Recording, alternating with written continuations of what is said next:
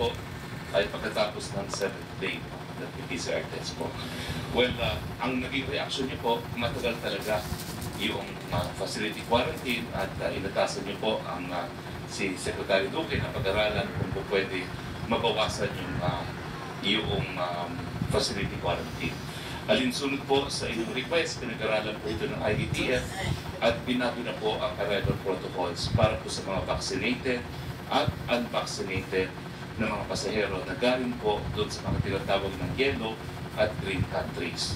Yung red country po kasi, ban po yun. Pero ngayon po, isang country lang po yung ban.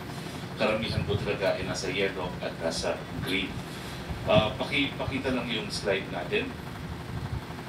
Anyway, without the slide, tayo naman pong i-discuss. Ang pagbabagong protocol po ay 5 araw po ngayon ang mga vaccinated na mga Pilipino at ang mga dayuhan na magpapakita po ng proof of vaccination. Ang kanilang PCR test po ay pang 5 araw at kung ito po ay negatibo, kukumpletuhin po nila ang kanilang quarantine sa bahay ng additional 5 days. Yung mga unvaccinated naman po, 7 araw po ang kanilang facility quarantine. Matapos po ng 7 araw ay magpa-PCR test. Kung negatibo po, 7 araw pa rin po ang kanilang home quarantine. Now, nagkaroon din po ang desisyon ng IATF na gawing retroactive yung effectivity date ng pag-i-click ng facility quarantine. Ang effectivity po nito ay October 8. Pero lahat po ng mga nagpo-quarantine na even before October 8, ginawa na po natin retroactive yung effectivity. So kung nagsimula na po sila ng, kung naka 6 days na po sila of quarantine on October 8, ay po pwede na po sila mag-PCR at kung negatibo ay sa bahay na po mag-quarantine. Ito po yung mabuting balita, lalong-lalo na sa ating mga OFWs, no? Dahil marami po sa kanila gustong umuwi itong Paskong ito at mas maraming panahon po ang magugugol nila sa kanilang pamilya. Bukod po dito ay hinihikayat na natin ngayon ang pagtanggap ng mga equivalent po ng VaxCert.ph na inisyu ng iba't ibang mga bansa, pero this is on the basis of reciprocity. So po ang bansang nag-issue po ng certificate ay kinikilala po ang ating VaxCert.ph, kinikilala po natin yung kanilang VaxCert.ph din, o yung counterpart na ini-issue nila sa kanilang mga bayan. We have Glenor Balas. Yes, Mr. President. Si MMDA muna. Yes, sir. Magandang gabi po, mahal na Pangulo, Senator Bongo, ES Villalbia at sa lahat po ng mga cabinet members, mga kababayan po nating Pilipino. Magandang gabi po. Mr. President, di na ako makapakita ng slide, bibigisa ko na lang po. I-report ko lang po yung nangyari sa pilot po dito sa Metro Manila. Nagsimula po tayo noong September 16. Pagmula September 16, tama po kayo kanina, sa Secretary Duque talagang bumaba po ng gusto.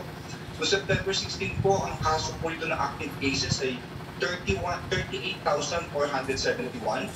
Ngayon po ay mababa po sa kalahati. From 38,000 naging 17,296 na lang. At yung reproduction rate nung po nagsimula ang pilot, ito ay 1.25. Ngayon po, October 8, ito ay naging 0.61. At yung 2-week growth rate, nung ito po'y nagsimula noong September 16, ito ay 24.33. No? Noong October 9, ito ay negative 41.84. At bilang patunay po nito, Mr. President, yung po mga isolation facilities, ito po yung mga eskwelahan na kung saan nilalagay po yung ating mga kababayan na may simptomas o na-expose sa COVID. Noong September 15 po, ito ay 72% occupied o almost 73% occupied. Noong October 10, ito ay 42% na lang po ang occupancy. Yung pong mga hotels naman natin sa Oplang Kalinga, noong pong September 15, ito ay 91%, talagang halos puno. No? Pero ngayon po October 10, ito ay 76% na puno na lamang. At yung pong mga may simptomas sa mga kababayan natin na sa temporary treatment and monitoring facilities, ito po ay 68% no, ang puno. Ngayon po ay 32%, kalahati na lang po ang mga nandirito. No? Pero hindi po nagiging complacent ang ating mga alkalde, ang ating mga LGUs, tuloy-tuloy pa rin po. In fact, ang ating granular lockdowns po ay maganda po ang nangyayari. Ang ating contact tracing po ay 1:16, no? Maganda po itong ratio na ito. At of course, tama po kayo, ang ating bakuna po ngayon ay 2 dose, close to 77%. At ang tansya po namin by next month, no? Napapasalamat po kami rito, of course, sa DOH, kay Sec. Please, kay Sec. Charlie, no? Sa lahat po ng mga private, public at LGUs sa inyo po, mahal na Pangulo. Ang target po natin is by November 10, ito'y magiging 86% na with 2 dose sa Metro Manila. Kayang-kaya po nito.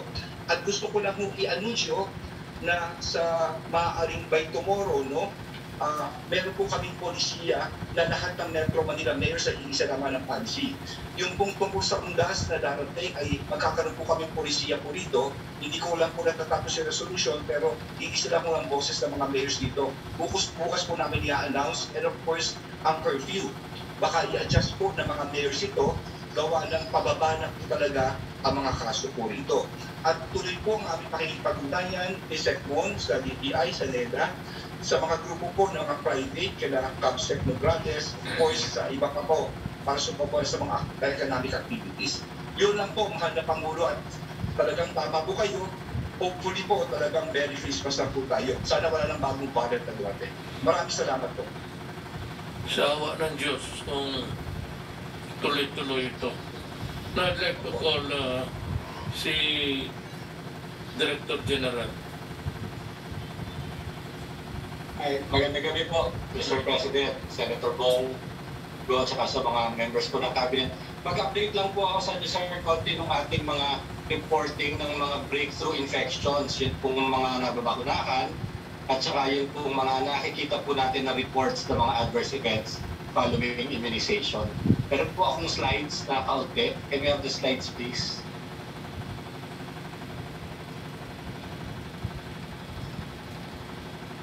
Yeah, next slide, please. So, ito po yung mga bakuna na ginagamit po natin. As of now po, meron po tayong 7 no, na bakuna na ginagamit. At next slide. Ito pong report natin ay ending po ng September. End po ng September 2021. And as of that time, meron na po tayong na-deliver na halos 70 million doses dito sa Pilipinas. Next slide, please. Doon po sa 70 million po na doses na natanggap po natin, ang naisaksak po natin ay 43.9 million as of September 26. At that time po, meron na pong mahigit 20 million na fully vaccinated individuals at almost 6.9 million, almost 7 million na partially vaccinated, meaning pong isang bakuna pa lang po ang tanggap nila of the 2-shot regimen. Next slide, please. Ayun po yung 20 million na yon, check po kasi natin kung sino ang nagre-report sa kanila ng may nararamdaman yung mga pananakit ng katawan, sinat, yung iba po nagkakaroon ng severe allergy, and less than 0.15% lamang po ang nakaramdam ng adverse event. That was about 65,000 out of the 27 million po no, na nabakunahan. Nagkaroon po tayo ng mga serious adverse events, yun po medyo kailangan ma-ospital ng isang araw sa ospital, ang dahil tumaas ang blood pressure o kaya po severe allergy in 0.006%. Mababa po ito compared po sa mga usual po na mga bakuna na nakikita po natin. So, in total po, about 2,597 po ang nagkaroon ng serious adverse events. Next slide, please.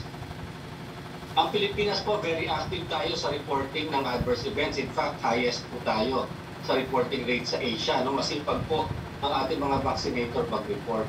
Ngayon ito po, sir, yung binabantayan natin yung mga nagkaka-COVID. Kahit po sila nabakunahan. Ito po yung mga bakuna natin, Sinovac, AstraZeneca, Sputnik, Pfizer, Moderna, tsaka Janssen, and Sinopharm po medyo kaunti lamang. Kung titignan po natin, talaga pong mahigit po kalahati ng nabakunahan natin ay Sinovac po ang natanggap na bakuna, and the rest, mga 48% would be the other vaccines. Pero makikita po talaga natin na meron po breakthrough infections, usually po after kapag po nagkakaroon ng after the first dose, bago po makuha yung second dose, dyan po pinakamarami. At totoo naman po meron pa pong mga mortalities, no? Meron pa pong namamatay from COVID. Pero kapag po dadagdagan at natatanggap po nila yung second dose as we go to the right, nakita po natin bumababa po ang number ng nagkaka-COVID at lalo pong bumababa yung number po ng namamatay from COVID. Ito po yung nakaparenthesis. Next slide please. Ito po yung summary, no? Ito pong susunod. Makikita po natin, before the next dose, ibig sabihin after the first dose po, before they get the second dose, nakakuha po tayo from the general public na report ng 849 cases of COVID at nagkaroon po tayo ng 92 COVID deaths. Pero yung pong after the second dose, before makomplete po yung 14 days, kumunti na po, 126 na lamang ang nagka-COVID at bumaba na rin po yung deaths, 16 na lamang po.